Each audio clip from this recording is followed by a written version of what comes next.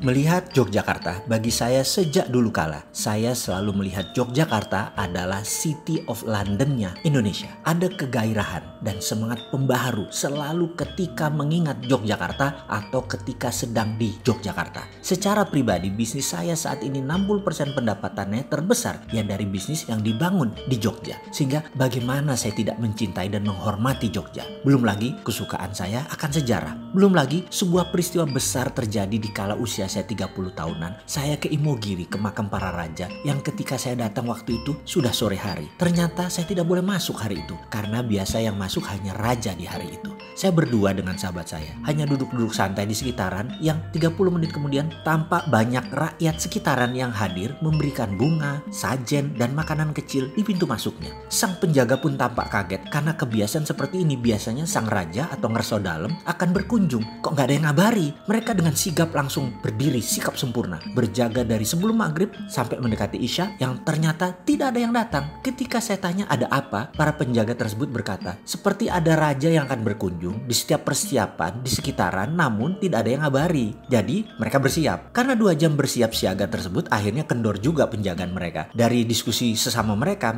yakin raja atau ngerso dalem tidak akan datang waktu itu karena tidak pernah raja hadir di malam hari ke Imogiri. Jadi pasti hari ini tidak akan hadir. Tetapi mereka heran, kok ada yang persiapan seperti ini? Ini untuk siapa? Seorang penjaga yang paling sepuh berkata, dari pagi sampai malam hanya kalian berdua saja yang hadir. Boleh tanya, weton hari lahir kamu apa? Saya jawab, Sabtu Kliwon. Yang kemudian dijawab sambil setengah membungkuk menjulurkan jempolnya ke arah pintu makam raja. Oh, weton rojo, monggo silahkan masuk. Dan saya pun masuk ke dalam ke makam para raja tersebut. Kemudian saya berdoa sekilas terus pamit dan mereka para penjaga mengawal saya dengan sangat baik, sangat protokoler. Mbak Raja, saya terkesan sekali dan sejak saat itu saya seakan dibaiat sebagai warga Jogja. Kembali ke City of London. Kita semua tahu City of London itu bukan bagian dari United Kingdom, bukan bagian dari UK. City of London dimiliki oleh para bankers dan baron, raja-raja tanah. Para bangsawan, merekalah pemilik pound sterling dan menerbitkan pound sterling mata uang Inggris. Mereka punya treaty tersendiri dengan UK, hubungan sejarah yang panjang dan rumit. Karena itu ketika Inggris bergabung bersama negara-negara Eropa dulu sebelum keluar lagi, ya namanya Brexit, tidak bisa serta-merta Inggris mata uangnya jadi euro, tetap pakai pound sterling. Ini semua karena ada treaty, perjanjian yang berlaku selamanya, abadi selama ada yang namanya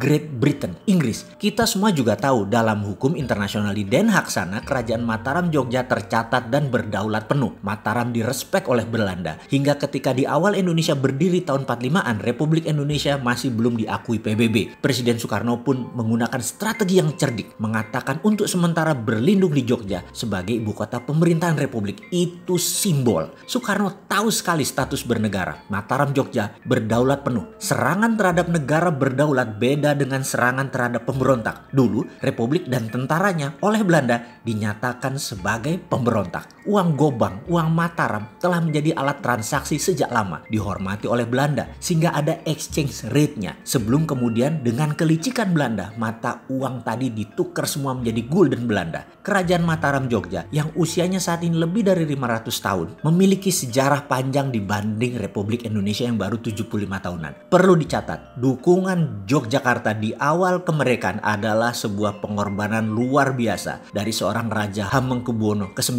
dengan mendukung penuh NKRI. Bahkan APBN 3 tahun pertama pemerintahan Republik yang masih muda kala itu, kontribusi Mataram Jogja banyak. Hingga saat ini Mataram Jogja mendukung NKRI secara utuh. Di belakang hal itu tidak pernah ada penyerahan secara legal bahwa tanah Mataram Sultan Ground dialih tangankan ke Republik Indonesia. Kesultanan Mataram Jogja sekuat City of London di mata internasional. Semua itu tercatat dalam Sabdo Tomo 1, 2, dan 3. Mataram Jogja punya sovereignty, punya kedaulatan yang kuat. Beda dengan provinsi lain karena itu Jogja disebut daerah istimewa. Saya yakin suatu hari Kesultanan Mataram Jogja atas nama bangsa dan negara Nusantara akan turun tangan lagi secara aktif membangun NKRI ketika semuanya menjadi kisruh, bahkan berani berkontribusi lebih jauh lagi atas nama perdamaian dunia. Mari kita tunggu langkahnya.